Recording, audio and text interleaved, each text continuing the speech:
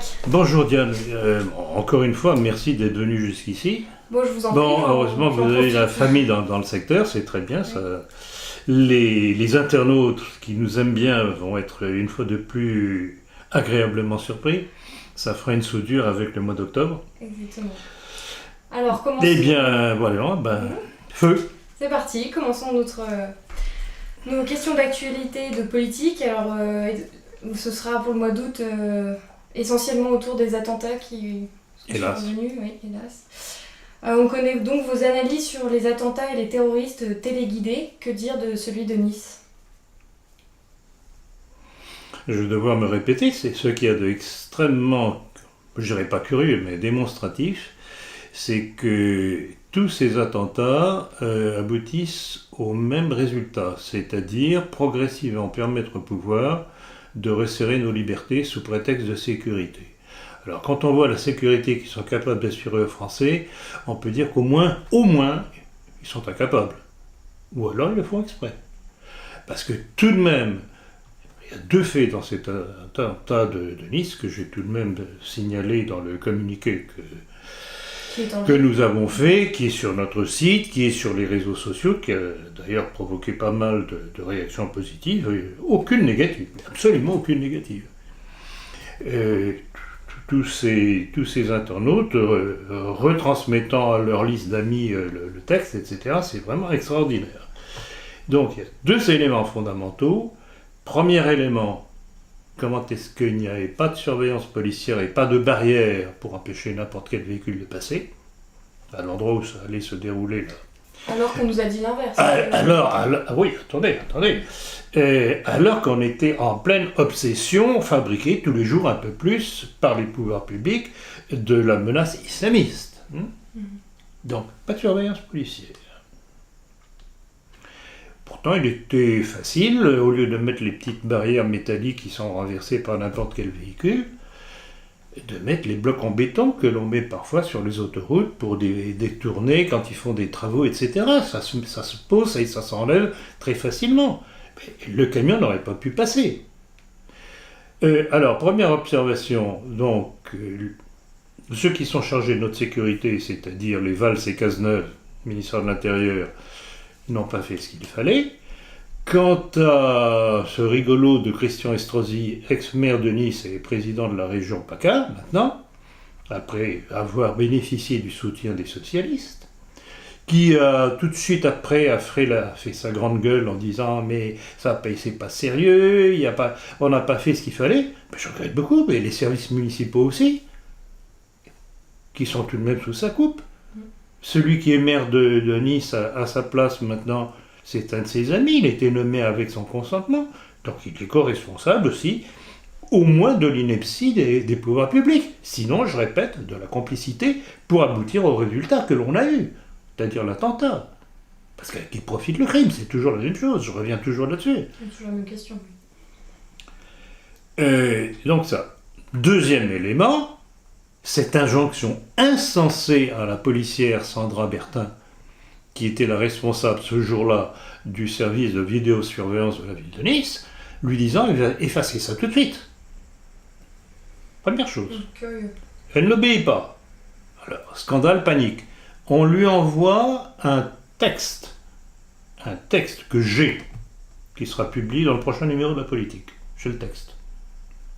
Lui enjoignant la même chose, mais par écrit. Deuxième élément, autre injonction, lui demandant de modifier dans son rapport ce qu'elle n'avait pas mis, et pour cause, comme quoi il y avait une surveillance policière.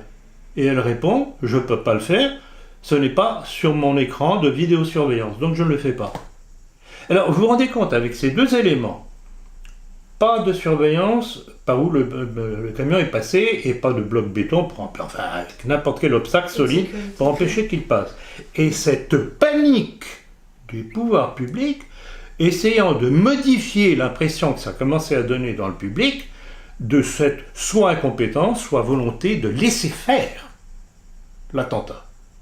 Oui, ça commence à devenir flagrant. C'est incroyable. Est-ce que les Français mesurent réellement par qui on est gouverné, au profit de qui? Je crois qu'il y a commencé à y avoir une prise de Ah, conscience. ça commence. Et d'ailleurs, je dois vous dire que j'ai reçu coup sur coup ces derniers jours des messages de policiers et de militaires qui n'en peuvent plus, qui s'abonnent à la politique et qui commandent des livres. Donc vraiment, on se trouve devant un public qui jusqu'à présent ne s'occupait pas particulièrement de politique, qui devant les événements se dit mais qu'est-ce qui se passe, qu'est-ce qui nous arrive, qu'est-ce qu'on nous veut, et qui essaye de comprendre. Et comme mes vidéos, grâce à vous, d'ailleurs, circulent sur Internet, et puis grâce aux internautes aussi, qui eux-mêmes, comme je disais tout à l'heure, retransmettent en boucle, ça commence à attirer l'attention sur ce qu'il y a de sous-jacent à tout ça. Mais de fil en aiguille, ils arrivent à... Et de fil en aiguille, ils arrivent à se dire oh non, on nous en veut, mais alors, qui est derrière tout ça? Et c'est pour ça qu'ils essayent ils s'abonnent à la politique, je répète, ou ils achètent mes livres. Et on a eu pas des facteurs, des chèques invraisemblables. Tous mes livres commençaient d'un seul coup. Commandés d'un seul coup. Oui. C'est pas des gens qui disent on va acheter un de ces livres pour voir ce qu'il raconte, etc. Non. Et l'impression que ça me donne, et j'avoue que c'est encourageant, ces gens ont été tellement convaincus par ce que je dis dans mes entretiens et conférences, qui se dit on va prendre tous ces livres parce que ça englobe tout. Il y a un besoin de réinformation. Pas de réinformation. Oui, enfin, de réinformation, d'information tout court. Oui. De contre-information. Donc les Français excédés ont d'ailleurs sifflé Valls lors de la minute de silence. La récupération façon « Je suis Charlie » ne semble plus prendre. Quelle analyse faites-vous de la réaction des Français? Ça découle de ce que je viens de dire, c'est que les Français, plus ou moins consciemment, se rendent compte qu'on leur ment, tout simplement. Et que Manuel Valls étant le Premier ministre est le premier responsable. Lui, d'ailleurs, je considère que Valls et Cazeneuve, tous deux membres du Grand Orient, sont des personnages particulièrement dangereux. Nuisible pour la société française. Du même type d'ailleurs que Sarkozy, simplement la tactique est différente. Avec Sarkozy, c'est par petites touches. C'est pour ça que j'ai fait voter Hollande à l'époque, que certains n'ont pas compris, mais très peu d'ailleurs, très peu, et tous ceux qui étaient abonnés à la politique ont suivi. La chute. Ils ont compris que le but que je voulais était que les Français ne se laissent pas à nouveau faire avoir par Sarkozy et sa stratégie de petits pas. Tandis qu'avec les socialistes, c'était prévu, ce serait à l'emporte-pièce. Et que, fatalement, ils seraient obligés d'ouvrir les yeux. Eh bien, c'est l'histoire de la grenouille dans la casserole, qu'on met dans de l'eau froide, et puis on met le feu, et on fait monter la température petit à petit, elle meurt sans se rendre compte de ce qui lui arrive. Voilà, c'est exactement ça, rappelez-vous. C'est la méthode Sarkozy. C'est l'image que j'avais donnée lors d'une des conférences, je crois que je me suis répété d'ailleurs à plusieurs reprises là-dessus, c'est tellement démonstratif. Et que là, on plonge la grenouille directement. Fatalement, dès qu'elle sent l'eau brûlante, elle saute. Donc, elle se dégage. Prise de conscience. D'ailleurs, le père de Mohamed Boulel, Awesh Boulel, est membre du parti Ennahda, émanation des Frères musulmans. Que pouvez-vous nous dire au sujet de cette organisation? Alors, c'est ce qu'on peut appeler une nébuleuse. Il y a de tout. Si mes souvenirs sont exacts, c'est une organisation qui a été créée fin des années 20, 1928 ou 29, quelque chose comme ça. Alors les motifs n'étaient pas du tout condamnables de notre point de vue. On peut très bien comprendre leur point de vue à ce sujet-là. Ils entendaient réagir à l'imprégnation de l'Occident décadent. Vous parlez des Frères musulmans? Des Frères musulmans. Je mets tout à fait à leur place, ils ont raison. Un nationalisme... Un espèce de nationalisme, mais un nationalisme hyper religieux quand même. Avec tout de même une volonté d'imposer l'islam. Donc c'était conquérant. Et une idée d'un grand monde arabe... Tout à fait, d'expansion incontestablement. C'est ça qui rend la chose dangereuse. Ça s'est développé, notamment en Égypte. Ils sont arrivés au pouvoir, je crois, en 2011, avec Mohamed Morsi, qui était le chef de la congrégation à l'époque. Et puis, il se présente, petit rappel aussi, il se présentait tout à fait comme anti-Israël. Bon, la première chose qui a été notée, c'est que dès leur arrivée au pouvoir, ils n'ont pas fait montre d'une animosité particulière envers Israël, ce qui a découragé d'ailleurs un certain nombre de leurs fidèles. Et puis, ce qui les a perdus, c'est qu'au point de vue gestion, ils sont des absolument nuls. Et là encore,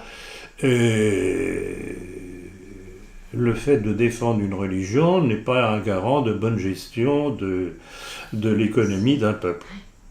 Et c'est ce qui a amené à la contre-révolution du général Sissi, en 2013.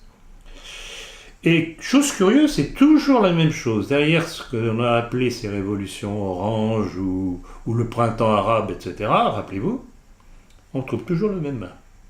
Les États-Unis, Israël. Donc, vous voyez, c'est une nébuleuse qui peut paraître telle qu'elle se présentait comme anti-israélienne, mais finalement, qui n'a pas été du tout efficace dans ce sens-là. Donc, voilà. Voilà ce que je peux dire à ce sujet-là. Nébuleuse, alors, une nébuleuse, qui dit nébuleuse, c'est qu'il y a des tendances diverses qui tirent dans tous les sens. Mais le fait que le père du terrorisme, Mohamed Boulel, parce qu'on présente le terroriste comme quelqu'un qui n'était pas radical, qui n'était pas radicalisé, qui était seulement... Mais c'est pour ça que je dis tendances différentes au début, et c'est pour ça que j'ai insisté au début de ma réponse, pour dire que, en fait, leur réaction telle qu'elle apparaissait au début était tout à fait compréhensible de notre point de vue, c'est qu'ils réagissaient contre l'influence occidentale qui dépravait le monde musulman. Et on les comprend, c'était une réaction nationaliste, mais avec cette connotation d'islam tout de même conquérant, qui ne peut pas nous convenir. Je ne suis pas contre l'islam, mais qui reste chez lui, c'est tout. Oui. Peut-on établir un parallèle entre le prêtre assassiné à Saint-Étienne-du-Rouvray et les moines de Tibérine assassinés en 96 ? Alors, c'est une très bonne question. Très bonne question.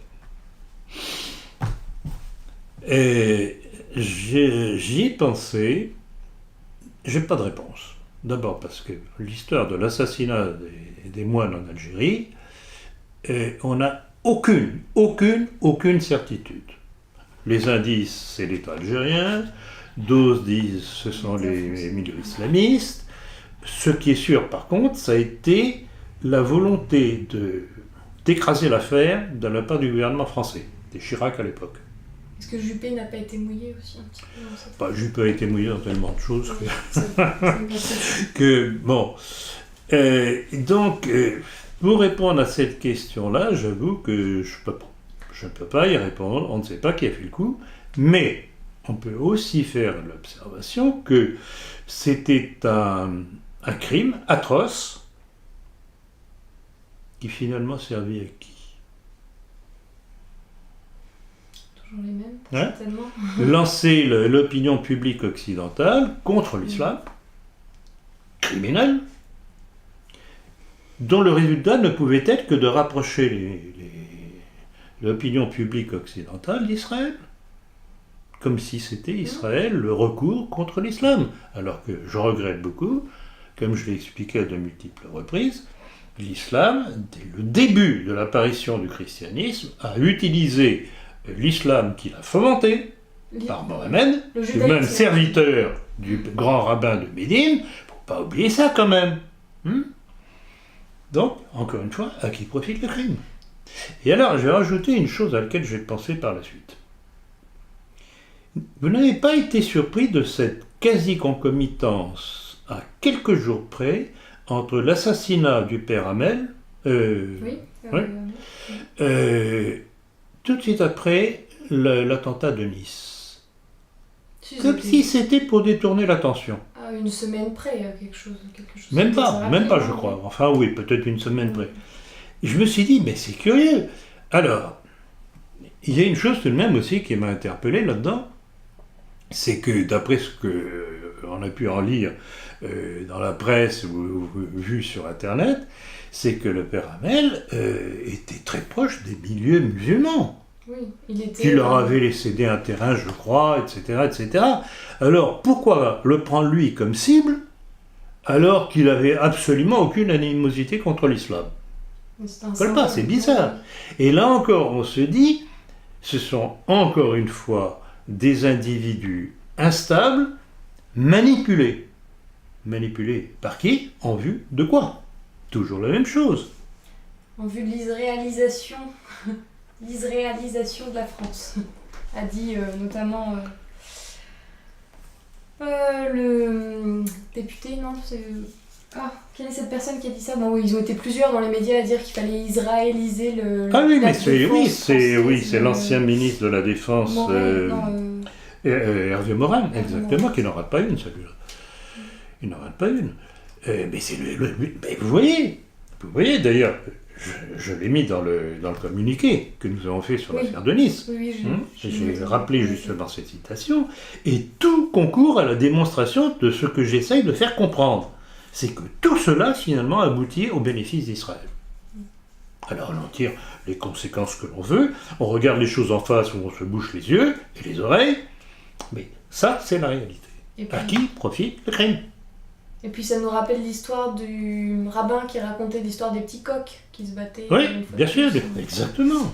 Et puis ça rappelle aussi, c'est un texte que je rappelle très très très souvent, et dans mes écrits et dans mes conférences, c'est le texte de cet organisme du renseignement militaire, enfin un des services de renseignement militaire, la veille du 11 septembre 2001, qui disait Israël a la faisabilité de commettre des attentats sous couverture d'attentats palestiniens. Bon, pas les autres remplacés. Palestiniens par islamistes, c'est la même chose. Et on est en plein dedans. C'est exactement la même tactique pour aboutir au même résultat. Et ils veulent la guerre des mondes. Oui, c'est clairement, mais bon, ça devient flagrant. Les attentats ayant touché l'Allemagne sont-ils de même nature? Certainement. Certainement, et là encore, si vous vous rappelez d'un autre communiqué sur l'affaire de Nice, j'ai évoqué cette étrange affaire de ce journaliste allemand qui curieusement s'était trouvé à Nice en possibilité de filmer le massacre avec le camion, et qui, 48 heures je crois après, se retrouvait à Munich pour filmer l'attentat d'un autre déséquilibré, parce que maintenant ce ne sont plus des islamistes, ils sont des déséquilibrés. Bon, d'accord. Bon, alors, admettons, il peut y avoir des hasards, c'est un journaliste, il navigue à droite et à gauche. Pourquoi s'est-il trouvé à Munich et pas dans une autre ville d'Allemagne ou dans un autre pays pour couvrir telle ou telle actualité? Non, il se trouvait au bon moment, en capacité de filmer le moment qu'il fallait filmer. C'est même curieux.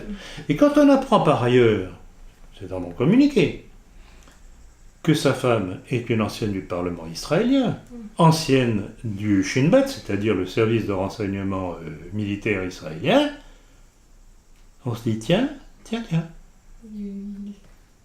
Il était bien. Je n'invente pas ça. Tout un chacun peut trouver ça dans la presse, sur Internet, etc.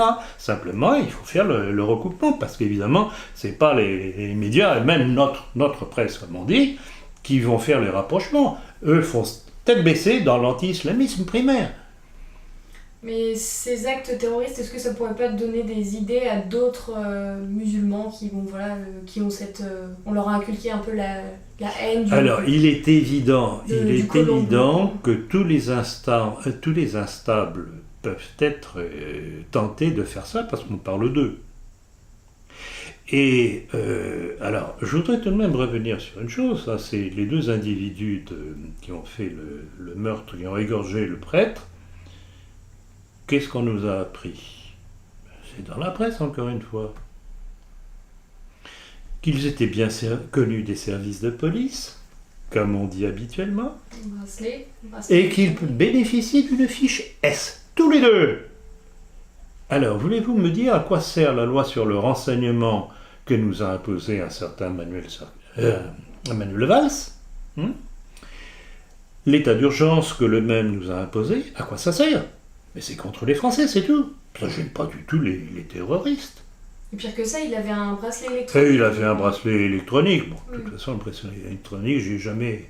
D'autant qu'il s'était paraît-il, dans la fourchette horaire où il pouvait sortir. C'est magnifique.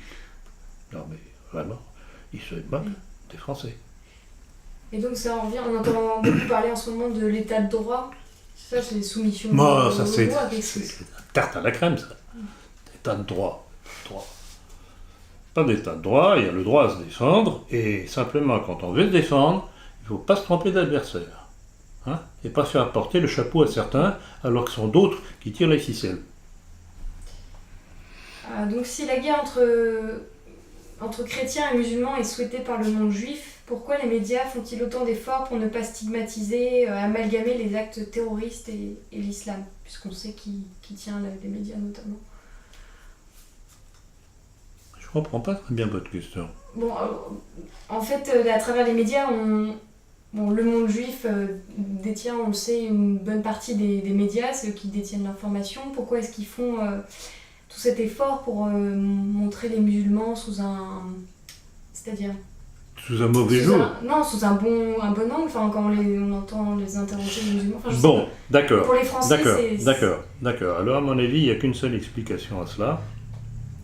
C'est que, d'une part, ils ont besoin de l'islam pour nous submerger.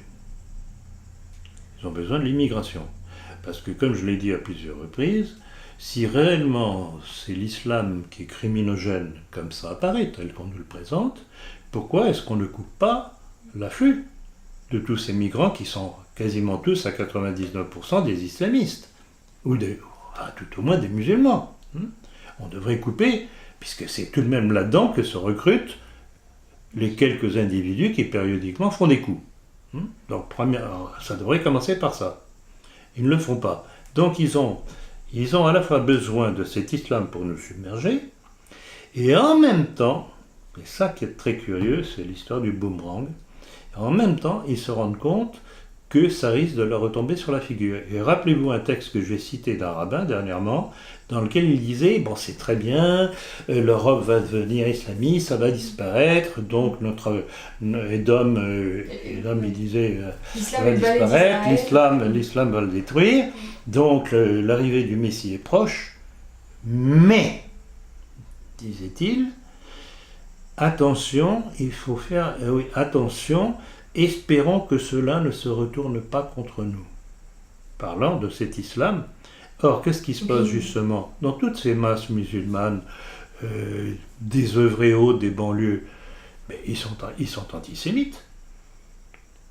Donc vous voyez, le jeu très douteux et trouble de ceux qui nous gouvernent, directement et indirectement, parce que derrière nos gouvernants français, il y a les États-Unis et bien entendu le poids d'Israël, et de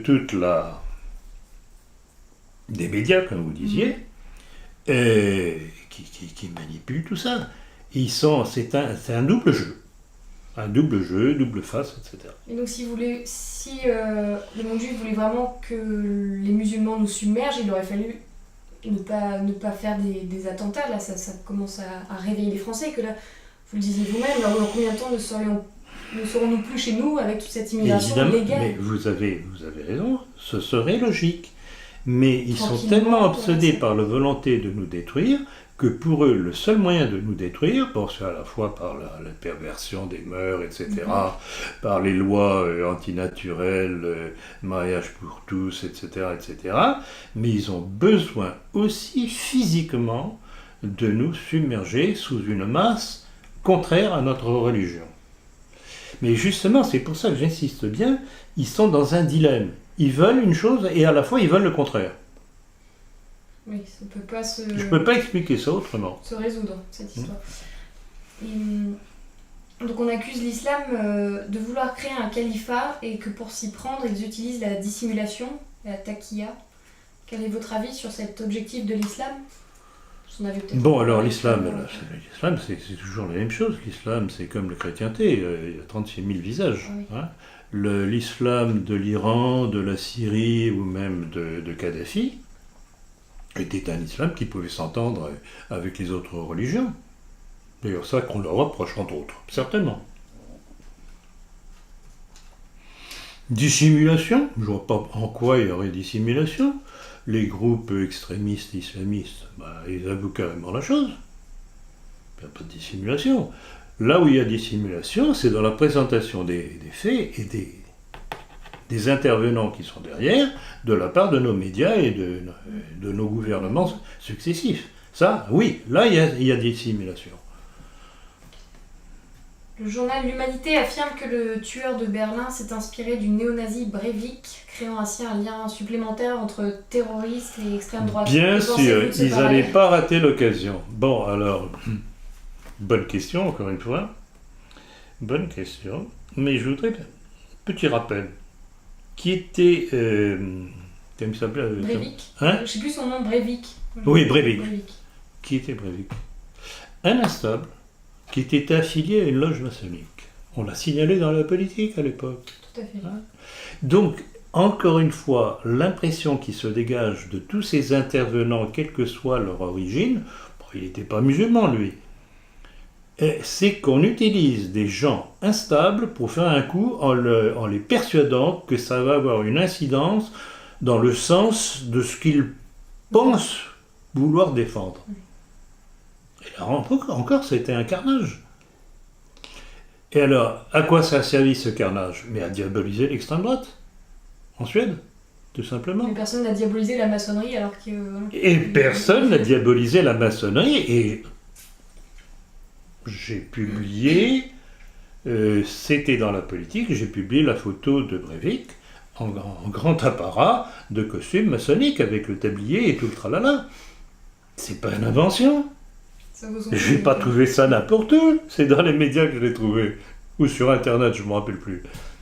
Et puis, tous ceux qui nous informent, parce qu'évidemment, tout ce que nous arrivons à sortir, si on n'avait pas la quantité croissante de gens qui adhèrent à notre combat et qui apportent une documentation supplémentaire, on n'aurait pas le temps de faire tout ça, c'est pas possible. Et je tiens au passage à les remercier. Donc, faut-il s'attendre à des attentats contre les musulmans sous faux drapeaux et imputés à l'extrême droite? Justement pour je dirais certainement, et alors le plus curieux, c'est intéressant votre question encore une fois, c'est que, comment il s'appelle, Edoui Plenel de Mediapart l'a évoqué le jour même de l'attentat de Nice. Alors Plenel est un type d'extrême gauche. Il a évoqué le fait qu'il y ait des attentats contre les musulmans. Non seulement il a évoqué, il a dit il y aura des attentats. Tiens, comment le savent-ils? Donc il faut s'y attendre. Ça me fait penser d'ailleurs, il y avait un film qui devait sortir, ou qui est sorti, qui s'appelait Bastille D. Ça vous dit quelque chose? Bastille D. Donc le jour de la Bastille. Oui. Et le sous-titre c'était le feu d'artifice, ce sera eux. Et en gros, l'histoire de ce film, on peut voir la bande-annonce sur Allociné, c'est donc le gouvernement français qui crée un attentat. Il a été retiré de l'affiche. Tiens, comme c'est étonnant. Exactement, il devait sortir le 17. Mais c'est évident. Et pourquoi l'ont-ils retiré de l'affiche? C'est parce qu'on pointait du doigt le gouvernement français. Dans la manipulation. Tout à fait. Mais c'était un film donc, qui avait été fait en amont pour qu'il sorte le 17 juillet. Mais écoutez, il y a combien d'années que je canonne contre le complot mondialiste? Oui. Hein? Et eux, à Hollywood, ils le connaissent, certainement. Et c'est curieux parce que dans les milieux, même américains, il y a des trucs qui sortent qui ne sortiraient jamais ici. On se demande comment. Mais là, le fait que le pouvoir en France a été retiré quand? À quelle époque? Ça a été retiré récemment. Dernièrement. Oui, dernièrement. Et pour cause, ça attire l'attention des Français sur la manipulation de l'État dans toutes ces histoires. C'est exactement l'histoire du 14 juillet. Exactement, feu d'artifice, évidemment. Alors encore, si vous pouviez m'envoyer le lien de ça, ça m'intéresserait de creuser l'affaire. J'ai vu ça hier soir, en fait. Soyez gentil quand vous rentrez de me l'envoyer, parce que là, c'était très intéressant. Une démonstration de plus de ce que je dis. Alors on a eu l'inénarrable BHL qui a voulu flouter le visage des musulmans. BHL. Peut-être encore une fois pour ne pas stigmatiser. Oui, j'ai vu ça, et les médias lui ont obéi. Oui. Et les médias lui obéissent. Alors pourquoi il avait l'intention de... Enfin, il voulait effacer le visage des... C'est ça le fond de la question, le plus intéressant. Pourquoi ? Parce que certains pourraient faire un recoupement au départ des visages avec certains contacts que ces gens auraient avec qui ? Avec des personnes du gouvernement, certainement, des Gouvernement. organisations. Mais rappelez-vous Marat. Oui. Rappelez-vous Marat. Qui était Marat ? C'était un pote de Squarcini, nommé par Sarkozy à la tête de la DCRI. Il était un élément de la DCRI, et c'est lui qui commet un attentat, nous a-t-on dit. Et quand on lui tire dessus, il crie « Mais pourquoi voulez-vous me tuer ?» Incroyable. C'est incroyable, ça veut dire qu'il ne comprenait pas ce qui lui arrivait, puisqu'il faisait partie de la DCRI. Donc on a l'impression que périodiquement, les services secrets français et étrangers tirent de leur carton des individus plus ou moins fragiles et leur font faire un truc, dans un but bien précis. Mais là d'ailleurs, Mohamed Laouaj Boulel, était déjà passé dans les médias car il manifestait avec les No Borders. Oui, donc, comme c'est curieux. C'est peut-être pour ça que BHL en est fait c'était évident. Les recoupements. En Corse, le FLNC appelle les musulmans de France à s'opposer à l'islamisme radical. Que pensez-vous de ce groupuscule nationaliste ? Le FLNC. Attendez, répétez-moi. En Corse, le FLNC appelle les musulmans Ah oui, bah alors là, ça tombe bien. Ça tombe très bien. Nous avons reçu il y a 4-5 jours, environ, oui, à peu près, la photo des dernières réunions du FLNC. Avec des têtes de cochon. 2 drapeaux. Devinez lesquels. Israélien. Bien. Pas loin. Et Ligue de défense juive. Et Corse. Ah, les Corses, oui, forcément, c'est des Corses. Le drapeau corse et le drapeau israélien, côte à côte. Oui. Donc il y avait la tribune avec les gus derrière la table. Et alors, on peut s'étonner, mais non, pourquoi s'étonner ? Rappelez-vous que dans la politique, on a rappelé les origines de Talamoni, qui est le patron de ce groupuscule soi-disant nationaliste corse. Il est d'origine juive, comme c'est curieux. Et donc on trouve la traduction avec le drapeau corse et le drapeau israélien. Donc la Corse n'est pas française, elle est israélienne. C'est ça que ça veut dire ? Et parce qu'il y a eu une forte immigration juive. Tout à fait, qu'on avait signalé, encore une fois dans la politique, que je n'ai vu reproduit nulle part ailleurs dans ce qu'on appelle notre presse. Je ne sais pas à quoi ils servent d'ailleurs, ces gens de notre presse. Je me demande à quoi ils servent. À part faire la guéguerre au Front National, Marine Le Pen et compagnie. Et aduler un certain Le Pen. Y a-t-il en France des maquis islamiques ? C'est Boris Lelay d'ailleurs dans sa dernière vidéo qui évoque ce problème. Bon alors, il y a 2 choses à dire à ce sujet-là. Premièrement, c'est une évidence. On sait très bien que les banlieues sont une poudrière et qu'il y a des armes. On le sait très bien. Mais ce sont des zones de non-droit, comme on dit, où la police ou l'armée n'ont pas l'ordre de rentrer. Parce qu'ils ont peur d'une explosion. Et c'est pour ça qu'en principe, on va avoir une guerre civile. Bon, qui dit guerre civile, dit qu'il y a 2 intervenants. Alors, est-ce que les Français seront capables de se battre ? Ça, c'est une autre histoire. Alors, je voudrais tout de même dire un mot au sujet de Boris Lelay, qui commence tout de même à surprendre. Enfin, c'est plus que de la surprise, parce que je crois que j'étais le premier ou le seul, à faire remarquer son évolution. Ce garçon est apparu, 4-5 ans environ, dans les médias. Alors, c'est un séparatiste breton, sans problème. Il vit au Japon.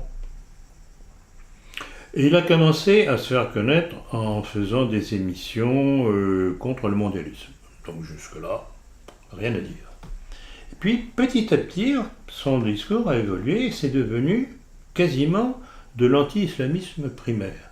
Et j'ai signalé, je ne sais plus, je crois que c'était lors du dernier entretien, ou dans la dernière conférence, peut-être les deux d'ailleurs, je signalais que lors de l'une de ses dernières vidéos, tapant sur l'islam, il avait dit « Et maintenant je vais prendre un coup de rouge avec du porc ». Et j'avais dit « Enfin, ça ne rime à rien. À quoi ça sert sinon à rendre les gens un peu plus haineux si c'est possible? C'est pas comme ça qu'on va régler les problèmes. Les problèmes se régleront de la façon que j'ai 1000 fois évoquée, par une entente, chacun chez soi. Je regrette beaucoup, c'est comme ça. Et c'est pas en rendant les gens haineux les uns contre les autres, c'est de la provocation. Et à quoi ça sert? À qui ça sert? Encore une fois, Israël, je regrette beaucoup. Est-ce qu'il a pu être retourné, ce Boris Lelay? Retourné, je sais pas. Je vous laisse la supposition. La paternité, si j'ose dire, de votre déclaration. Mais ça me semble évident. Il a dû être retourné, ce garçon. Peut-être qu'il souhaite revenir en France et il doit lisser son... Je ne sais pas, mais c'est tout ce qu'on peut dire, c'est que c'est pas normal, parce que son discours, je ne touche plus, il touche plus au mondialisme maintenant. Alors tout à l'heure, vous avez évoqué une possible guerre civile. Peut-on parler de libanisation de la France? C'est évident. C'est évident. Alors là, à propos de libanisation, il faudrait tout de même savoir quels ont été les intervenants. Bon, alors le Liban est un pays qui a été qui coinçait entre deux forces. Côté islam, côté musulman avec la Syrie, l'Iran et de l'autre côté Israël. Or, rappelez-vous à l'époque des différentes guerres du Liban, dans lesquelles nous sommes intervenus, mais côté Israël, pour favoriser la faction pro-israélienne. Et qui était le représentant de la faction pro-israélienne côté chrétien? Un certain Samir Jaja, qui était l'ami de qui? D'un certain Maran, dont je parle très souvent, Bernard Anthony. D'accord. Ah, comme c'est curieux. Sioniste, bien entendu. Donc vous voyez, quand vous parlez de libanisation, effectivement, vous avez raison. C'est avec les mêmes ingrédients. Et surtout que, je sais plus, j'étais tombée sur une vidéo d'une femme qui expliquait que le départ de la guerre au Liban, c'était des musulmans qui avaient égorgé également des chrétiens dans une église. Ça nous rappelle étrangement... Dans ce genre de problème, on ne sait jamais quel est le premier qui a fait ci ou qui a fait ça. Il est évident que quand certains s'ingénient à faire monter la tension entre les communautés, il y a l'une d'entre elles qui va commencer à péter les plombs, comme on dit. Donc, qui a commencé? Par exemple, si vous lisez l'histoire de France racontée aux petits-enfants par la République, on vous dit qu'il y a eu la Saint-Barthélemy. C'était pas beau. Ah, c'était pas beau du tout. Mais qui a commencé? Il s'est passé combien d'années avant que les catholiques réagissent de façon idiote? Parce que la Saint-Barthélemy n'était pas une solution. Parce que ça, encore une fois, ça n'a touché que des... Pas les responsables de l'affaire, pas les chefs protestants de l'époque qui avaient donné les ordres de massacrer des chrétiens ou d'incendier des églises. C'est toujours la même chose. Qui a commencé? Bon, vous n'étiez pas là, je n'étais pas là, on n'en sait rien. Donc c'est très bien, par contre, à qui ça a profité?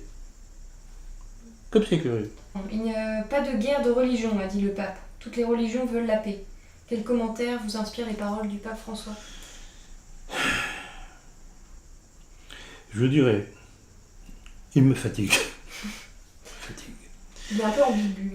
C'est le moins qu'on puisse dire, il peut ambiguer. Et je rappellerai, je crois que j'en ai déjà parlé, il y a une chose qui m'avait frappé dès son arrivée, dès sa nomination. Il avait dit, il faut être malin.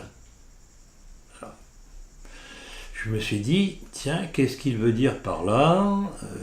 Sans doute sait-il qu'il est sous pression, que l'Église est sous pression, d'où la mise à la porte, parce que c'était la mise à la porte de Benoît XVI. Rappelez-vous mon éditorial dans la politique à l'époque, ils l'ont eu. Quand la Banque d'Italie dit si Benoît XVI ne s'en va pas, il n'y aura plus de transactions entre la Banque Vaticane et la Banque d'Italie, c'est-à-dire qu'il est verrouillé. Et Benoît XVI est parti à la suite de ça. Arrive François. Il faut être malin. Bon, je me dis, il a compris qu'il y a des forces avec lesquelles il va falloir jouer. Bon, mais jouer jusqu'où? Jusqu'à contredire l'enseignement de l'Église. Ça va loin. Il donne des gages au monde. Voilà, il donne des gages. C'est l'impression qu'il donne, justement. Mais il est perdant dans tout ça. Il désarçonne les catholiques. Oui. Les autres vont vouloir de plus en plus quand on donne ça, mais c'est connu depuis le début du monde. On donne ça, on prend ça, on prend ça, on prend ça, les autres prennent ça, et tout y passe. Peut-être que derrière, dans le... Je serai à sa place, je la bouclerai. Je resterai dans mon Vatican à donner des ordres silencieusement pour la bonne marche de l'Église, pour que les catholiques observent tout de même un peu mieux ce que doit être la religion, ce qui n'est pas toujours le cas, personne n'est parfait, à commencer par moi-même, mais pas cette espèce de politique spectacle. Alors certains disent qu'il, niveau formation dans les séminaires, il sert la... Alors justement, on a l'impression, et encore une image que je donne assez régulièrement, de ce que disait mon père, que quand on voit la démarche des derniers papes, pas pour tous d'ailleurs, je dirais pas ça pour Jean XXIII, qui à mon avis était le pire. Mon père disait, il y a chez eux la page de droite et la page de gauche. Jean XXIII, je dirais qu'il a tout faux. Paul VI a été un des artisans de la destruction, incontestablement, mais à la fin de sa vie, il a compris. Quand il a parlé des fumées de Satan.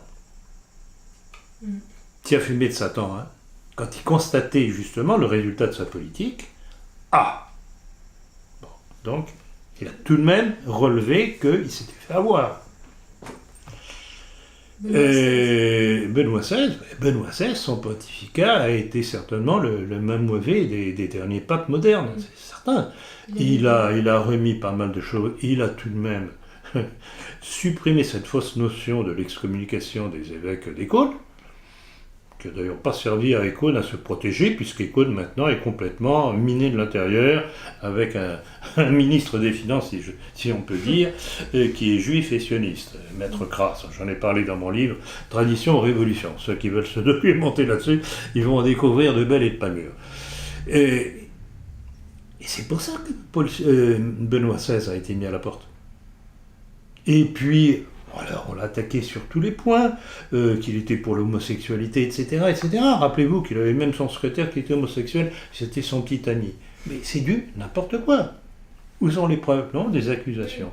Or, qu'a fait en réalité Benoît XVI? Il a édicté que dans tous les séminaires devaient être observés, détectés ceux qui auraient des tendances homosexuelles avant qu'ils n'arrivent à la prêtrise. Ça, c'est un fait. Bien sûr. Juger aux faits et non aux paroles. Exactement, juger d'après les faits, non pas d'après les équilibrations de gens qui se croient eux-mêmes papes, etc., ou évêques, et qui prétendent parler du nom de ce qu'ils ne sont pas. Et donc c'est ça, juger aux faits. Et là, je parle des célébracantistes. Oui. Et pour en venir au pape François, juger à ses actions et non à ses paroles, parce que... Bon, oui, mais ses paroles sont aussi des actions. Oui. C'est ça qui est embarrassant. Le pape a également prononcé cette phrase « Dieu se trouve dans les réfugiés que tout le monde veut chasser ». Ma question, c'est n'y aurait-il pas un soupçon de gnose dans ses propos? Le fait de dire que Dieu il ne faut est dans pas voir non plus chacun, la gnose partout. Son observation n'est pas fausse. Il est évident que dans tout être humain, il y a une parcelle de Dieu. Le problème est de savoir ce qu'il en fait. Et est-ce que ça donne la raison de... Là où il y a gnose, là où il y a par contre gnose, c'est tout ce rapprochement de l'Église catholique avec le judaïsme, avec le protestantisme. C'est la démarche vers le noachisme, la religion universelle. Et la déclaration Nostra Aetate post-conciliaire, c'est ça. On fait ami avec tout le monde, on essaye de trouver le compromis entre telle et telle religion universelle. Ça, c'est le noachisme. Et c'est le noachisme qui est... gnostique. Gnostique, exactement.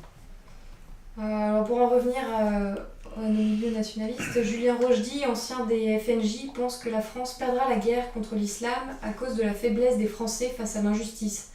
C'est-à-dire que les Français n'accepteront pas de dommages collatéraux dans ces propos. Alors je dois... répétez-le, parce que je trouve ça plutôt confus, sa déclaration. Alors, en fait, il a dit, je croyais vous avoir envoyé sa vidéo, mais il pense que la France perdra, donc auquel cas il y aurait une guerre civile, il pense que la France perdra à cause de la faiblesse des Français, qu'on est trop tolérant et que face à une guerre, on n'accepterait pas qu'il y ait des... on préfère mourir sur le carreau. Bon, je trouve que c'est bien ce qui me semblait avoir compris de votre première formulation, c'est que je trouve ça particulièrement confus. Il mélange beaucoup de choses. Que les Français ne s'aient pas montré jusqu'à présent un grand esprit de résistance face au complot. Oui, je suis d'accord. Bon, ceci dit, de plus en plus, il y en a qui commencent à se réveiller, et je le vois. J'ai cité tout à l'heure ces correspondances que je reçois. Les commandes incessantes d'abonnement à la politique et d'achat des livres que nous publions, il y a un réveil. Alors, moi, je suis toujours contre ceux qui sont défaitistes. Parce qu'ils ne font qu'ajouter à une perspective de défaite. Ils y participent. Alors, ce Rochdy, d'ailleurs, je crois qu'il n'est plus au FNJ. Il n'est plus là. Je me demande à quel jouent ces gens-là. Ou alors, physiquement, ils sont malades, ils sont mal au foie, ou je ne sais pas quoi. Ils sont pessimistes par nature, mais ils ne sont pas des chefs. Certains nationalistes voient d'un œil favorable l'arrivée d'une guerre civile et ils arguent que le monde juif souhaite notre dissolution par le métissage à la manière du Brésil et que du coup ça précipiterait le conflit et pour du coup éviter ce métissage. Que leur répondez-vous ?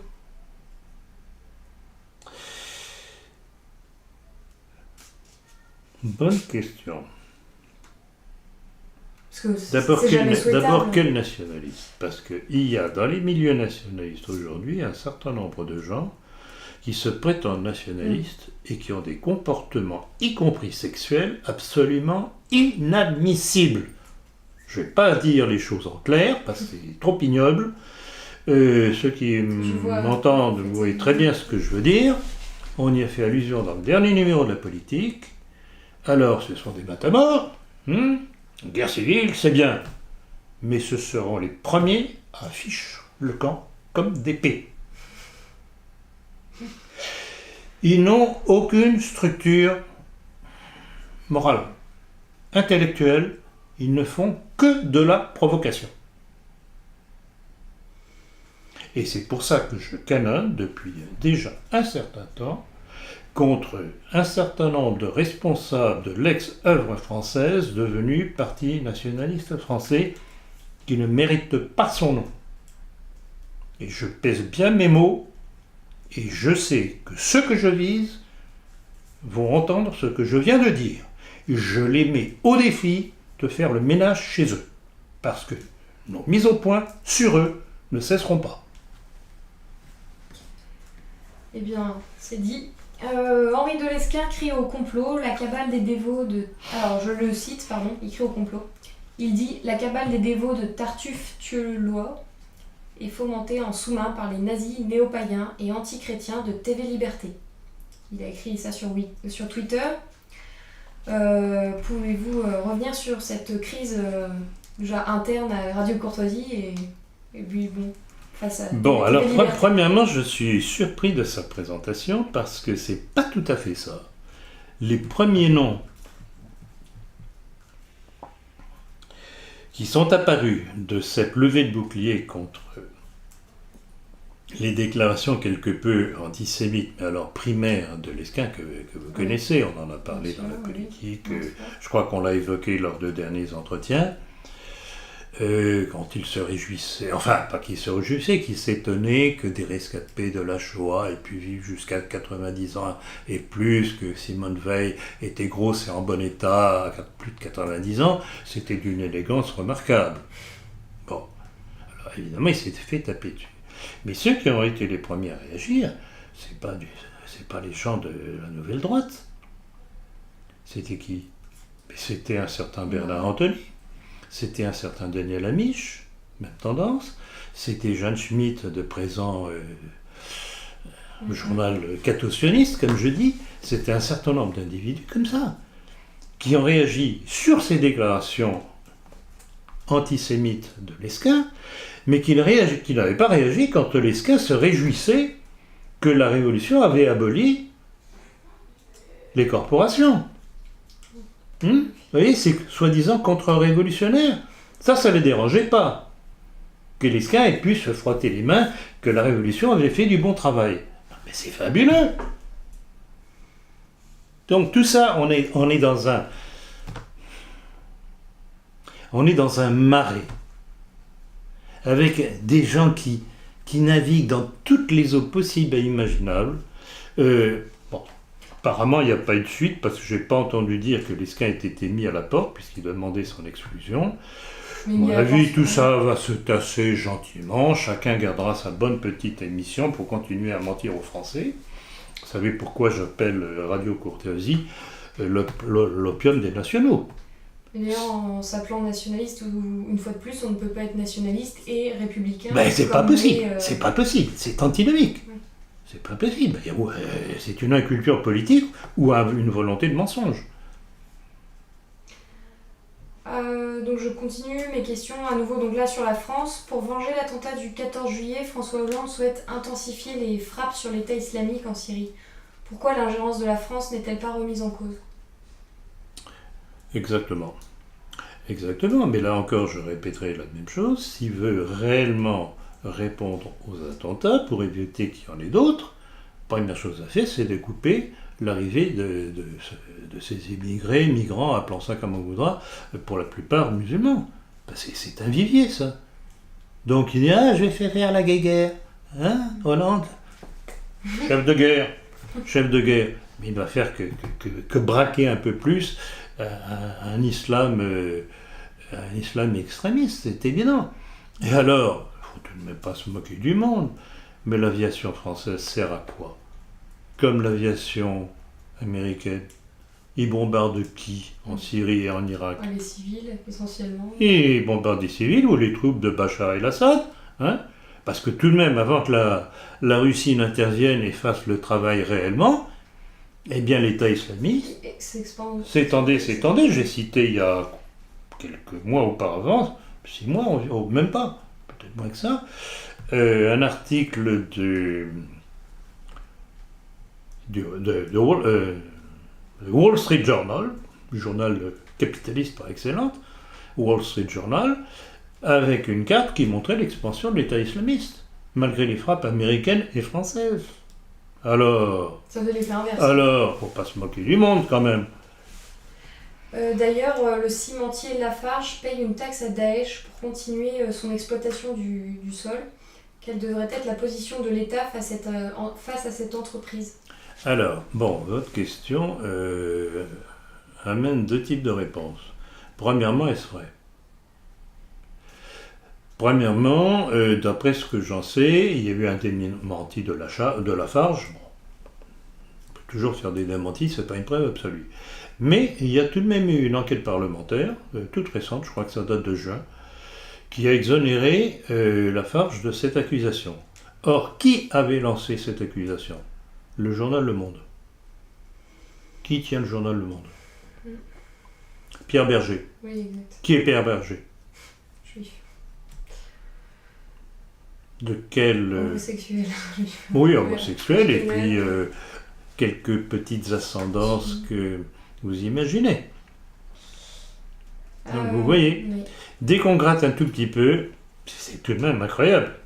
Qu'on ne vienne pas me dire que je suis obsédé, je regrette beaucoup, je donne des faits. Point à la ligne, alors ils plaisent ou ils plaisent pas. C'est comme ça. Tout en gardant mes principes républicains, je m'interroge sur l'usage vis-à-vis de l'islam d'un concordat tel que celui qui est en vigueur en Alsace-Moselle. Donc, vous l'aurez compris, c'était Bernard Cazeneuve qui souhaite un concordat avec l'islam. Voyons. Quel est votre avis sur les propos tenus par le ministre de l'Intérieur ? Cazeneuve, il faut savoir qui c'est, ce brave Cazeneuve. Celui qui disait que rappelait constamment les origines chrétiennes de la France, avait rendu la France nauséeuse, un truc comme ça, je l'ai cité d'ailleurs dans mon communiqué. Donc c'est le bon petit franc-maçon du Grand Orient qui a la haine, comme on dit, qui a la haine de la religion catholique et des racines chrétiennes de la France. C'est absolument évident. Alors quand il fait cette déclaration, c'est pourquoi ? C'est pour mettre sur le même plan la religion catholique et la religion musulmane. Bon, je regrette beaucoup, la religion catholique est la religion tutélaire de la France qui a fondé la France. La religion musulmane a été importée. Pas question de les mettre sur le même plan. Point. Importée récemment en plus. Point. Et très récemment, par qui ? Mais par les gens, Georges Casdan et compagnie, et leurs antécédents. Dernièrement, un militaire s'est suicidé dans les sous-sols des Galeries Lafayette à Paris. Y a-t-il un malaise au sein de l'armée française ? Ça c'est évident. Ça c'est évident et je redis ce que j'ai dit tout à l'heure. Les lettres que je reçois, à la fois de policiers et de militaires qui n'en peuvent plus et qui cherchent des explications à ce qu'ils ressentent sur le terrain. J'ai reçu une lettre extraordinaire d'un jeune officier.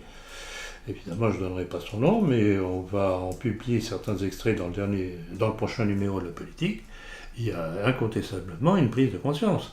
Alors, le suicide n'est pas une réponse. Et je rappellerai le suicide, enfin 2 suicides assez représentatifs et typiques. Dominique celui, oui. Mais un que vous oubliez, bien antérieur, celui de Drieux-La Rochelle. Okay. Drieux-La Rochelle, qui était un écrivain fascisant de l'entre-deux-guerres, et qui, voyant comment les choses tournaient, s'est suicidé. Je regrette beaucoup, le suicide est une désertion. Si on considère que l'opération est... Enfin, pas l'opération, que la situation est désespérée, si on veut mourir, on meurt en combattant encore, en tuant d'autres adversaires. C'est aussi une façon de disparaître, mais au moins elle est honorable. Oui. Et alors que le suicide, je regrette beaucoup, est un péché mortel, au point de vue catholique. Quant à Vénère, alors là, on ne peut pas lui faire le reproche qu'étant catholique, il n'aurait pas dû faire ça. Il n'était pas catholique, il est absolument anti-catholique, fanatique. Mais là encore, on nous l'a présenté dans tous les milieux de la nouvelle droite en France, Synthèse nationale et compagnie, même parfois dans Rivarol et autres. Quel héros, il s'est suicidé. Mais il s'est suicidé où ? Cathédrale Notre-Dame. Sur le maître-autel de la cathédrale. Donc il a fait quoi ? Un outrage, un blasphème, etc. Et à quoi ça a servi ? À rien. Non. Il serait allé se faire sauter avec un Valls ou un Hollande, etc. Il aurait fait œuvre utile. Non, ce sont des déserteurs. Alors, pour Vénère, il faut savoir tout de même que sa désertion par son suicide était due à ce qu'il savait qu'il était atteint d'un cancer. Alors, il ne faut pas transformer une fuite devant une dure réalité, et ça je le plains. En un acte héroïque, oui. En un acte héroïque, c'est pas un exemple, c'est un contre-exemple. Êtes-vous favorable au port d'armes citoyens à l'image de la Suisse, par exemple ? Eh bien, figurez-vous que j'y ai souvent pensé à cette histoire-là, et pas que la Suisse, d'ailleurs, les États-Unis, la même chose. Mais c'est-à-dire que la Suisse, c'est encore pire parce que ils sont obligés d'avoir une arme chez eux en cas d'appel. Tout à fait. Je ne dirais pas que c'est pire, mais c'est plus précis. Oui, plus précis, c'est plus légal. En but de défense potentielle. En vue de défense potentielle. Alors, normalement, je devrais dire oui. Mais compte tenu de ce qu'est la population française aujourd'hui, ça pourrait être épouvantable. Explosif, oui. Par contre, ceux qui veulent se défendre peuvent parfaitement être armés, il leur suffit de s'inscrire dans un club de tir. Et c'est ce que je recommande à tous nos amis et autres. S'ils veulent être en mesure de se défendre un jour, et pas simplement contre l'islam, ça pourrait bien être contre les gens qui nous gouvernent. Type révolution dite française, rebelote. Il faut être en mesure de ne pas se laisser égorger et abattre sans réagir. Il faudrait une contre-révolution française. Il faut une contre-révolution française, et pour ça, il faut être armé. Et c'est un sujet dont je traite dans le livre qui paraîtra fin de l'été, mon livre sur l'armée française face à la destruction de la nation. Et j'en parle lourdement. Très bien. Nous sommes On est arrivé à la fin Non, impatient de découvrir cet ouvrage. Non, encore quelques petites questions. Que pensez-vous de Tariq Ramadan, récemment refoulé par la Mauritanie et dont le grand-père fut l'un des fondateurs des Frères musulmans?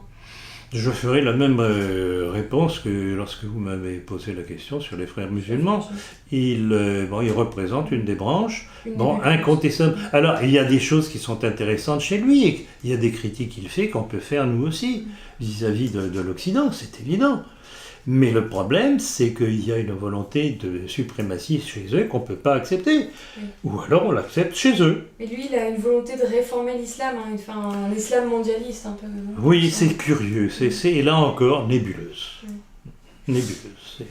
En avril dernier, les documents internes à la Grande Loge de France auraient été piratés. Avez-vous eu connaissance de cette affaire? Alors, j'en ai eu connaissance, mais alors là, le plus beau de l'histoire, si on peut parler de plus beau, c'est que... une bonne dizaine, sinon plus, de correspondants qui nous ont envoyé les liens. Impossible de les ouvrir. Donc je ne sais pas du tout ce qu'il y avait dedans. Si vous avez la possibilité, ou si vous l'avez pu le faire, peut-être que je suis arrivé trop tard. Non, mais écoutez, moi j'ai essayé de que ça a été censuré. À mon avis, c'est ça. Alors, qui avait-il dedans ? Qui étaient les pirates Qui étaient les pirates, dans quel but, etc. Pourquoi est-ce que nous n'avons pas pu ouvrir? Et je vous dis, sur tous les messages qu'on a reçus avec les liens, on n'a pas été capable d'ouvrir un seul lien. On tournait en rond, mais on n'avait pas de nom affiché, il n'y avait pas de texte, très curieux. Souhaitez-vous revenir sur le Brexit? Certainement. Certainement, parce que c'est pas parce qu'on dit les choses une fois que c'est rentré dans le crâne des gens. Il faut répéter. Alors le Brexit, là encore aussi, jolie opération d'intox. Parce que donc on nous a dit que Joe Cox, qui était ce député travailliste, était pour ne pas sortir de l'Europe, donc anti-Brexit. Et on faisait la comparaison avec l'ancienne... ministre des Affaires étrangères suédoise, Anna Lindh. Alors, examinons les choses de plus près. Joe Cox, d'abord, certes, elle était anti-Brexit, c'est certain. Mais, petit détail qui fait toute la différence, elle était pro-palestinienne. Ah, comme c'est curieux.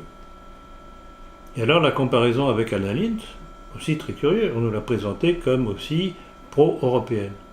Mais elle aussi était pro-palestinienne. Et non seulement elle était pro-palestinienne, mais en tant que ministre des Affaires étrangères à l'époque, elle était pour des sanctions contre Israël. Curieux. Voilà deux éléments qui disparaissent comme ça. Et là encore, au bénéfice de qui? Donc, on fait d'une pierre deux coups. Et comme je l'ai dit dernièrement, et je l'ai écrit dans la politique, d'une pierre trois coups. Pourquoi?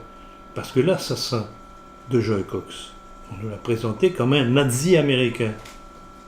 Ah, très intéressant. Ah, cette affreuse extrême droite. Oui, mais ce nazi américain, il était pro-israélien, enfin, son groupement était pro-israélien. Alors, manipulation.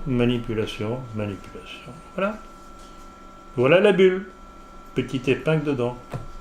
Et alors, vous ne pensez pas que le Brexit a été une chose voulue par la City pour justement quitter le navire avant que... Alors, c'est possible. Mais je trouve que votre observation est tout à fait judicieuse. Ça semble tout à fait être le cas. Et la City pourrait très bien, un jour, prendre le pas sur Wall Street. Oui, à ce point-là. À ce point-là. Parce qu'avec la politique de dédollarisation menée par Poutine, Wall Street n'a pense pas de déjà- beaux jours devant elle. Donc vraiment bravo, vous dire. C'est une excellente Non, c'est- observation. Hillary Clinton a critiqué l'influence russe de Donald Trump. Pour ce dernier, l'OTAN est obsolète. Votre avis sur Trump a-t-il changé? Le fait qu'il critique l'OTAN. Non, pas fondamentalement. Pas fondamentalement, parce que je répète toujours ce qui m'a attiré l'attention sur le personnage. D'abord, c'est un être excessif, caricatural. Il ne fait pas équilibré. Et puis, tout de même, il ne faut pas oublier qu'il était allé se soumettre devant les grandes instances juives des États-Unis, Brit, AIPAC et compagnie. Ah, on a entendu dire l'inverse. Oui, on a entendu dire l'inverse. Oui. Oui, enfin, c'est tout de même curieux. Bon. De toute façon, dans ces histoires-là, wait and see. On attend et on voit venir. Hein. Et rappelez-vous ce que je disais à l'époque, quand vous m'aviez déjà posé la question sur le personnage, je vous avais répondu, la seule chose qui m'intéresse dans sa démarche, c'est la réaction de ceux qui le suivent. Pourquoi? Parce que ça démontre le ras-le-bol de l'establishment américain et de tout ce qu'il y a derrière, y compris toutes ces organisations juives, justement. Alors, si j'étais américain, vous pourriez me dire, qu'est-ce que vous feriez entre Clinton et Trump? Deux choix, ou je ne vote pas, ou bien je vote pour celui qui pourrait être le moins mauvais. En tout cas, de toute façon, Clinton, c'est exclu.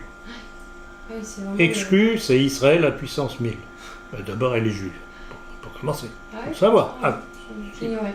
Elle est juive, pas son mari, mais elle l'est. Et donc on verra. On verra Trump, s'il est élu président des États-Unis, on le verra alors. Ça risque pas d'être pire qu'avec Clinton, ça c'est certain.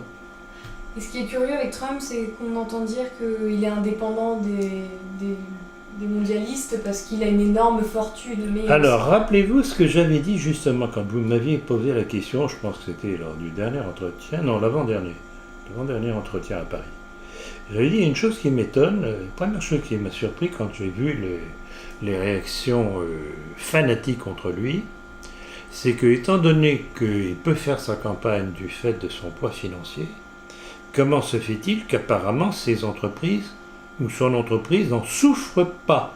justement. Et je faisais le rappel de ce qui était arrivé à Henry Ford Ier quand il avait relancé, pour mettre en garde les États-Unis, l'affaire des protocoles des sages de Sion sous le nom de International Jew, le juif international.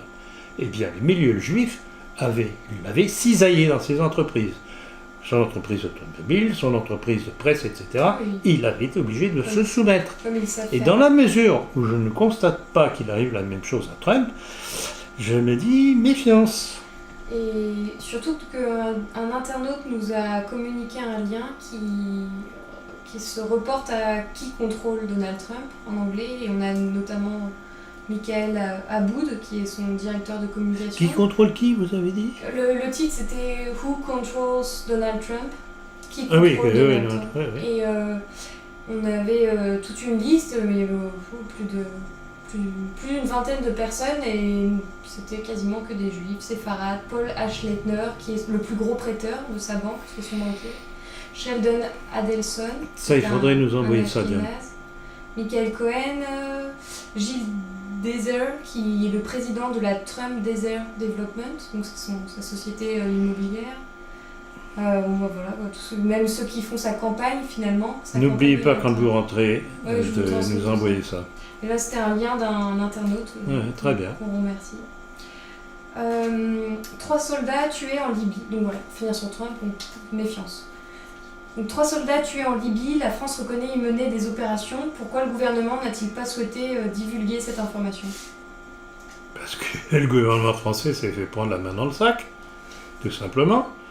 Ça montre que justement, comme en Syrie, comme en Irak, l'armée française est utilisée au bénéfice des terroristes contre le gouvernement officiel du Liban, de Libye. Tout simplement. Elle a pris la main dans le sac. Pas compliqué. Mais rappelez-vous, Donc, cette affaire rappelle ce qui s'était passé du temps de Sarkozy.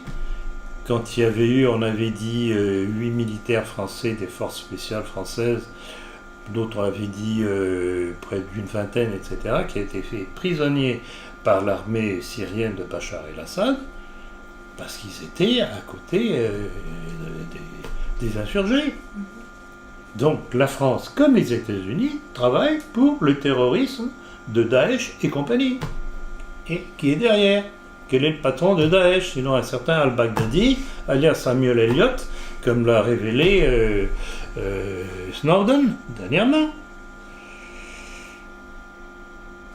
Et ce Samuel Elliott était quoi? Un ancien agent du Mossad. Qu'est-ce que vous voulez de plus? Toujours les mêmes instances, ouais, donc pris la main dans le sac. Quelle leçon tirer du coup d'État en Turquie? A-t-il volontairement échoué pour permettre à Erdogan de procéder à une purge? Ou parce que le président turc accuse la CIA et le FBI? Alors, première hypothèse, certainement pas. Certainement pas. Je pense que ce coup d'État a été effectivement préparé, organisé avec l'aide des États-Unis, pour une raison très simple. Mais alors là, raison très simple, oui, mais pourquoi là encore? C'est que Erdogan semblait avoir changé son fusil d'épaule depuis quelques mois, et s'était rapproché de la Russie. Et là, c'est un phénomène curieux, je n'ai pas d'explication particulière. Peut-être que Poutine, avec sa méthode subtile, avait réussi à étrangler l'économie turque, qui tout de même dépendait pas mal de la Russie, y compris au point de vue hydrocarbures, même s'il y avait le pétrole de Daesh que la Turquie utilisait et détournait. Il s'est passé quelque chose en Turquie, avant ce coup d'État, qui explique ce coup d'État. Et la dénonciation, mais noir sur blanc, carré, définitive de Erdogan et de ses différents intervenants autour de lui, disant ce sont les États-Unis, c'est la CIA et compagnie qui ont fait le coup. Alors on sait très bien, son opposant qui aurait dû prendre sa place, un certain Gülen, où est-il? Il est aux États-Unis, réfugié. Donc, tout ça c'est curieux. Et alors là encore, je ne peux qu'admirer la subtilité de Poutine. Quand on voit qu'il s'est fait démolir un avion avec les 2 pilotes qui étaient à bord il y a pratiquement 1 an maintenant. Qu'aurait fait un Bonaparte, qu'aurait fait un Hitler? Il serait rentré dans l'art de la Turquie. Poutine est resté impassible. Il a dénoncé la chose, et visiblement il a travaillé en sous-main de façon à étrangler la Turquie. D'où le revirement de la Turquie. Alors, ce revirement de la Turquie, avec le coup d'État et les dénonciations de Erdogan et de ses organes de presse contre les États-Unis, mais ça va très loin cette histoire-là. Parce qu'il ne faut pas oublier tout de même que la Turquie est un membre très important de l'OTAN. Donc vous voyez le jeu de boules extraordinaire qu'aura réussi Poutine. Il manie ça d'une main de maître. Joueur d'échecs. Un joueur d'échecs, voilà. Que vous inspire José Manuel Barroso, ex-président de la Commission européenne, également employé par la banque Goldman Sachs? C'est l'officialisation de ce qu'est l'Europe communautaire. La Banque Centrale Européenne, c'est quoi? C'est ça. C'est Goldman Sachs, voyons. Alors, les bonnes âmes s'indignent de ça, les bons Européens s'indignent. Mais c'est une bande d'hypocrites. Oui. Mais c'est archi connu. C'est Goldman Sachs qui dirige les finances européennes. Rappelez-vous qu'il était le prédécesseur en Italie de Matteo Renzi. Comment il s'appelait? Il était de la banque Goldman Sachs. Le président de la Banque Centrale Européenne, Draghi, est un ancien de la Goldman Sachs, etc. etc. Donc, je vous dis, Barroso, nommé officiellement, je ne dirais pas à la tête, mais comme participant c'est l'officialisation de ce qu'est l'Europe communautaire. Très bien, maintenant les gens ne peuvent pas plus dire on ne savait pas. Il y en a toujours qui trouvent le moyen. Ah, vous croyez? Qui est Theresa May, nouveau Premier ministre britannique? Je n'en sais rien. C'est une personne particulièrement ambiguë. Je n'ai pas d'opinion particulière. Elle vient de la banque. Mais là aussi, elle vient de la banque. Elle est là, à mon avis, pour tirer le maximum de l'Europe. Et ça rejoint ce que vous disiez très justement tout à l'heure sur le bénéfice que pourrait en tirer la Banque d'Angleterre. Cette sortie de l'Europe va être, à mon avis, une fausse sortie. Ils vont en tirer le maximum. Ça aura été, encore une fois, comme pour Trump, ça aura été intéressant comme réaction de la part des Anglais, mais de la part de ceux qui en bénéficient, ce ne sont pas nécessairement de nos amis. Et tout de suite, on nous a crié à la chute de la bourse, ça a été de court terme. D'abord, ça a été très passager, ça a été fabriqué, d'une part, et en plus de ça, la chute de la livre sterling, on l'a dit dans la politique, ça ne pouvait servir que les entreprises anglaises, ça facilitait le commerce. Tout à fait. Les sportifs russes sont accusés de dopage par le laboratoire McLaren. La Russie sera certainement suspendue des JO. S'agit-il d'un coup supplémentaire contre Poutine? Ça me semble évident. Il cherche à l'irriter par toute une série de coups d'épingle pour le faire sortir de ses gonds et faire justement ce qu'il ne devrait pas faire. Ils veulent la guerre mondiale. Ils veulent la guerre mondiale. Bon, alors, cette histoire de dopage, qu'on ne fasse pas rire quand même, parce que tout le monde se dope. Tout le monde se dope, à commencer par le Tour de France. Hein. Et je rappellerai un certain Lance Armstrong. Alors maintenant, c'est Froome qui gagne tout. Eh bien, c'est incroyable, il est devant tout le monde, tout le temps. Je ne sais pas, la 3e ou 4e fois. Il n'est pas un peu dopé? Non, peut-être que ça sortira dans quelques années. Non, ils sont tous, nous sommes devant une hypocrisie anglo-saxonne, sans parler israélienne, mais enfin là, dans le cas, c'est pas le cas, c'est anglo-saxonne, mais faramineuse. En plus de ça, ça fera des concurrents de moins pour les athlètes américains. Ils avaient peut-être un petit peu peur des Russes et de leur entraînement. C'est fabuleux. C'est fabuleux. Alors, laboratoire McLaren, comme vous le signalez, tiens, comme c'est curieux. Il sort d'où celui-là?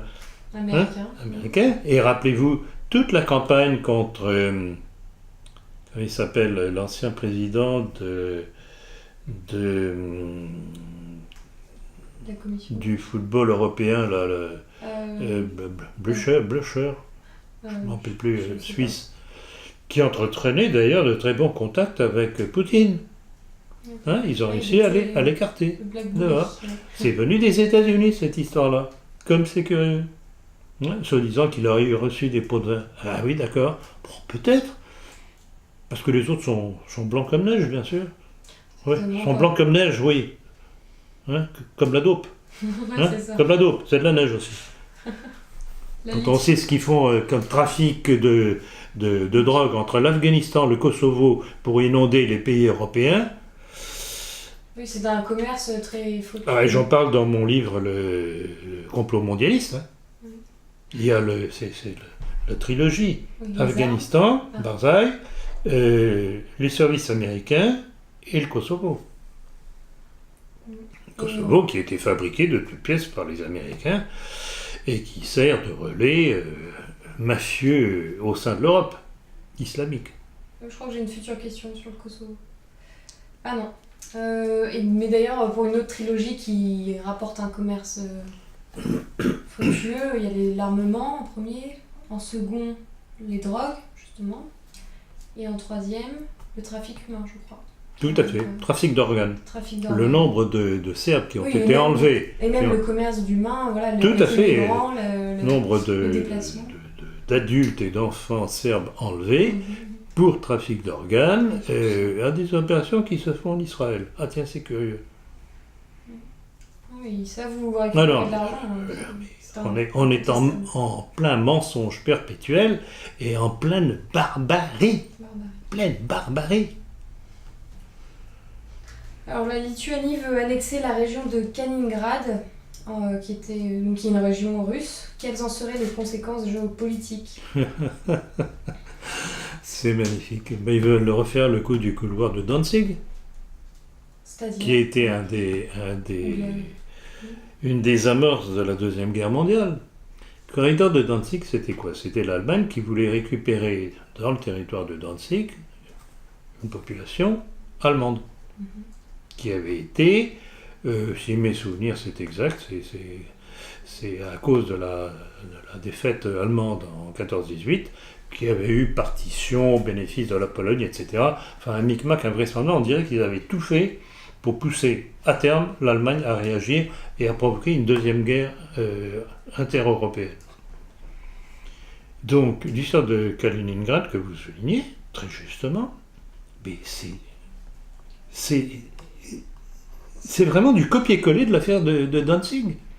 Provoquer Poutine pour qu'il dise « Ah non, non, Kaliningrad c'est à nous, pas question, on se rentre dedans, Troisième Guerre mondiale ». Oui, il cherche Il cherche. Comment interprétez-vous la situation actuelle des États-Unis et notamment les tensions raciales qui la touchent actuellement? Alors, incontestablement, il y a des gens qui mettent de l'huile sur le feu. Je sais qu'on a évoqué Soros dans cette affaire-là. Black Lives Matter. Oui, je sais qu'on accuse Soros dans l'affaire, c'est très possible. Parce qu'il joue sur toutes les déstabilisations, parce qu'à chaque fois qu'il y a une déstabilisation, il joue en bourse. C'est l'histoire des Rothschild, au moment de l'affaire de Waterloo, que j'ai déjà rappelé à plusieurs reprises. Les Rothschild, qui grâce à leurs correspondants apprennent plus rapidement que les autres que Napoléon a été battu à Waterloo. Et ils font courir en bourse de Londres, de la City, que Napoléon avait gagné. Effondrement de la bourse de Londres, ils avaient vendu leurs actions bien avant, qui étaient à un cours normal, pas plutôt effondré, ils rachètent tout. C'est de la spéculation C'est de la spéculation. Et Soros, c'est la continuation. Donc, toutes les déstabilisations qu'il fait à travers le monde, c'est ça. Il sait, puisque c'est lui qui tire les ficelles, financières en tout cas, qu'à tel moment, il va y avoir un effondrement du pays dont ces hommes ont réussi à rendre en pagaille, à déstabiliser. L'histoire de l'Ukraine et compagnie. Et il joue en bourse. Et il rafle la mise. Donc l'histoire des États-Unis, là encore, c'est une déstabilisation qui est en cours.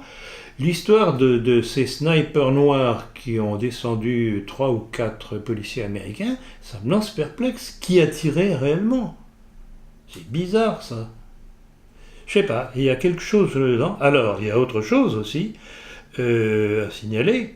Ce sont les tendances séparatistes de certains États américains, notamment du Texas, par rapport à l'Union Jack. Et là, ça pourrait être encore plus dangereux.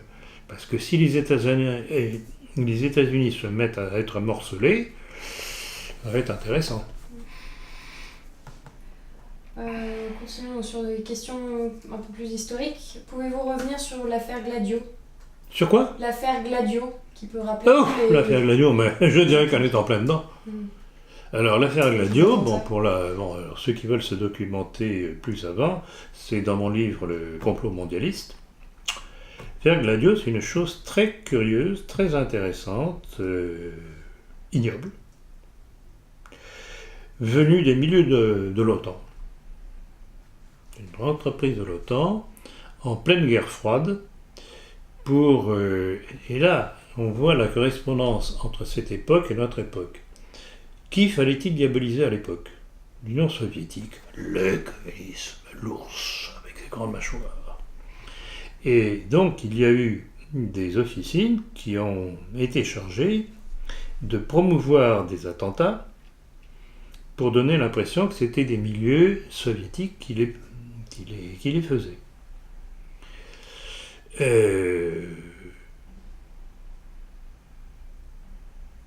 Effectivement, ça a marché pendant tout un temps, jusqu'au jour où les Italiens, parce que les Italiens ont été parmi les principales victimes de ce genre de jeu, parce que c'était un gouvernement conservateur à l'époque, démocrate chrétien, et qui commençait à avoir des difficultés à se maintenir au pouvoir.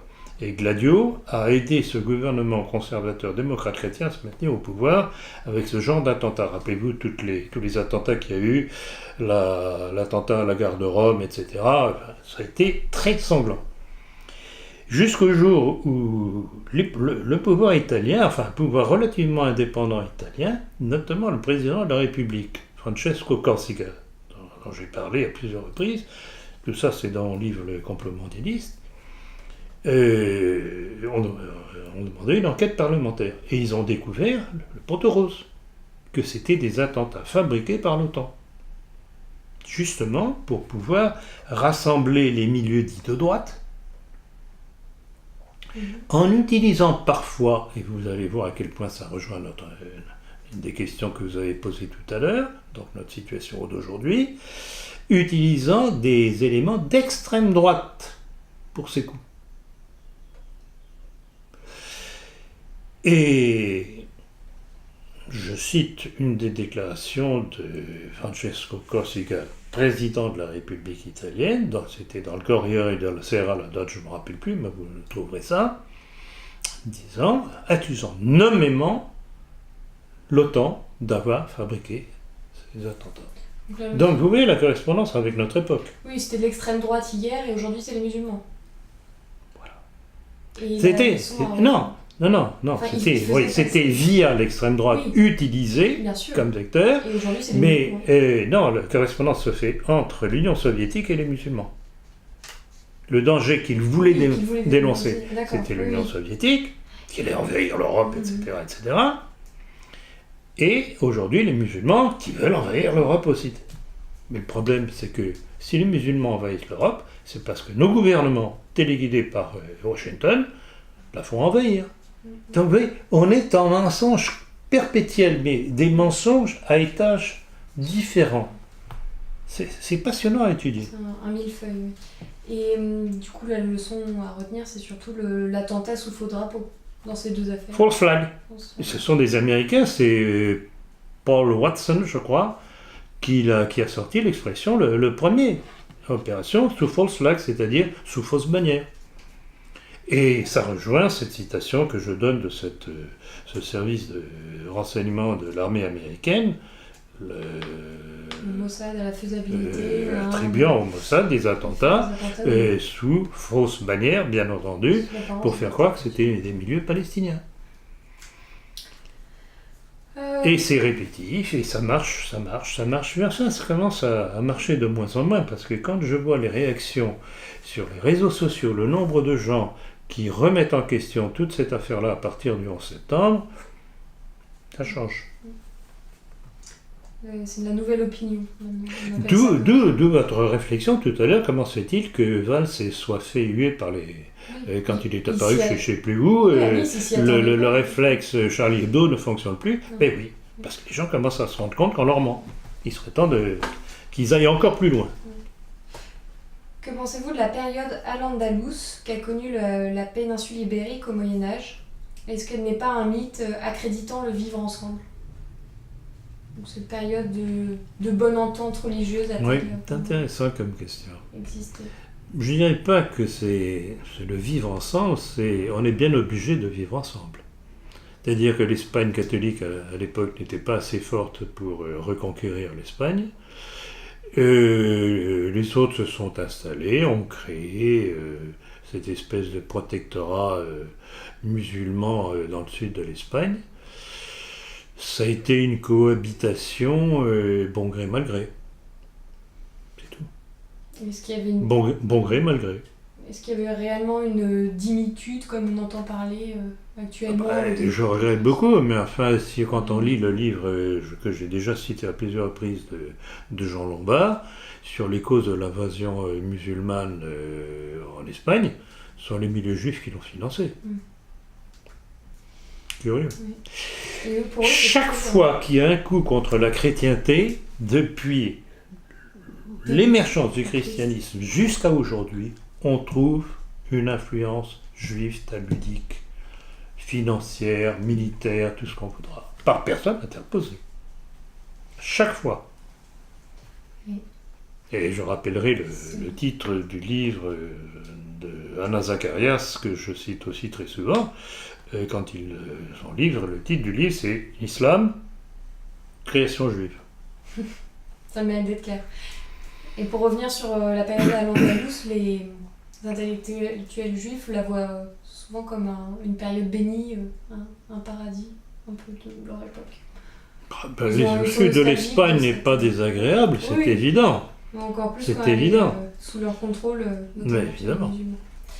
3 août 1914, oui, puisque nous sommes le 3 août, Berlin déclare la guerre à la France. À cette occasion, pouvez-vous revenir sur les causes de la Première Guerre mondiale? Cause officielle ou cause cachée? Oh bah, cachée, hein, vous savez bien. Cachée, cachère. Bonne question, encore une fois. Eh bien, là encore, ça a été...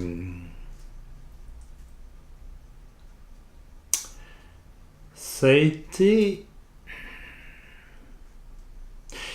une tromperie des populations. Alors, il y a eu plusieurs éléments qui ont participé à ça.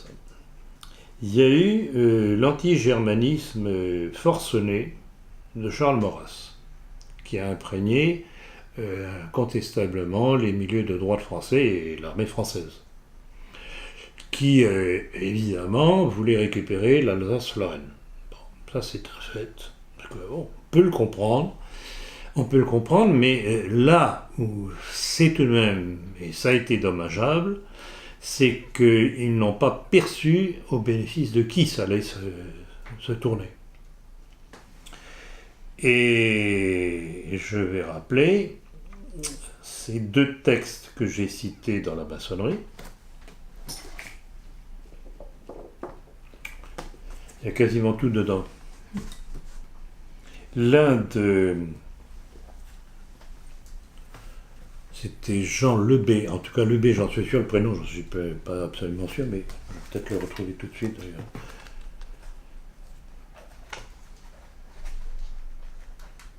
J'aime bien être précis quand je dis quelque chose.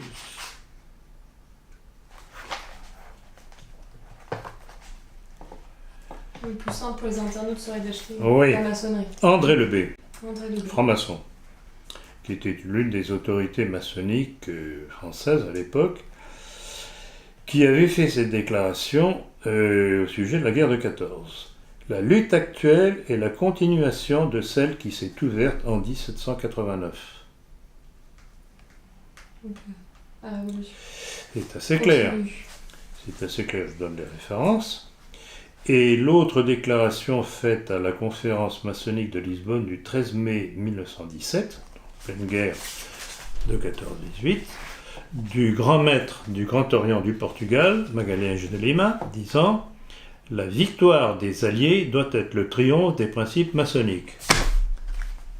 Ça répond à votre question, chère Diane? Oui, c'est clair. C'est une boucherie. Voilà. Aussi pour... Est-ce que ces genres de citations, est-ce que vous les trouvez dans les organes de notre droite?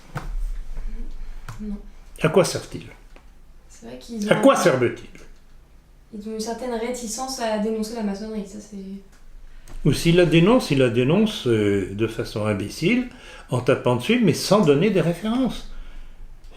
Je regrette beaucoup, si on ne coince pas l'ennemi avec ses propres textes, c'est du vent. Oui, donc parce que nous, on nous apprend... Donc pour continuer sur comment est-ce qu'ils ont monté ça en épingle, parce qu'il y avait cet anti... on était contre les Allemands via Maurras. Et ensuite, comment ont-ils...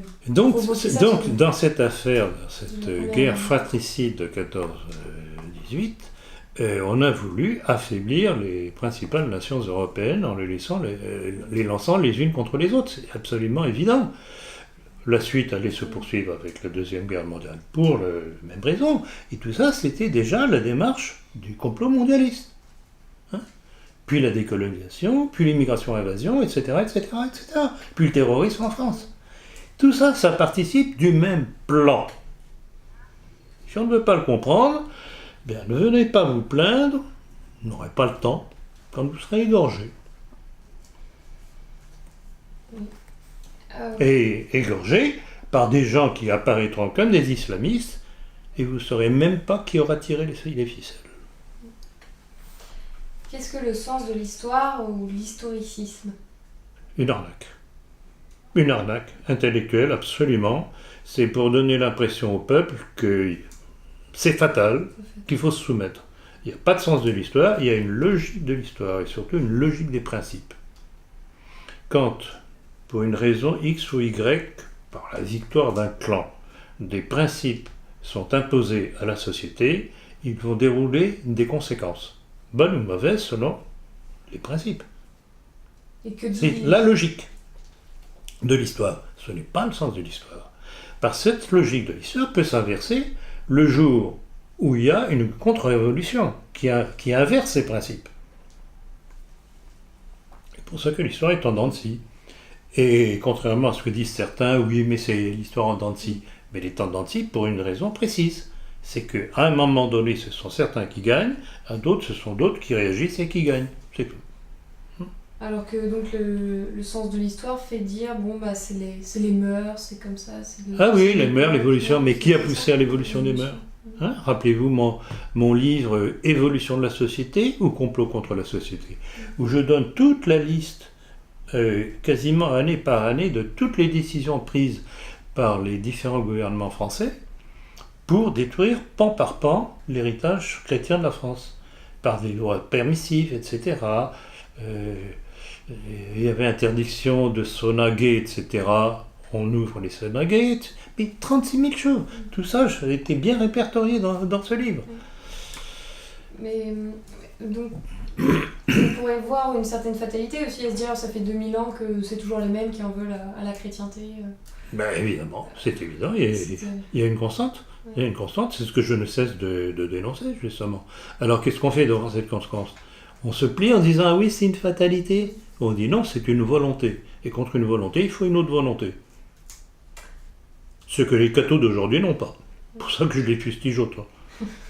Alors, entre la catholicité d'aujourd'hui et celle de nos rois et de nos évêques et cardinaux, parce que tout de même, ce sont les évêques de France, à commencer par Saint-Rémy, qui ont façonné la France avec nos rois, jusqu'à Richelieu. Et quand je dis jusqu'à Richelieu, c'est qu'à partir de là, ça a commencé à vasouiller. Enfin, après lui, ça a commencé à vasouiller. Donc on sait ce qu'il reste à faire. Comment? On sait ce qu'il reste à faire. On sait ce qu'il reste à faire. Ce qu'il faut faire. Ce qu'il faut faire. Surtout pas de tomber dans le défaitisme. Et bien sur ce, Monsieur Bocard-Dessac, oui, terminé.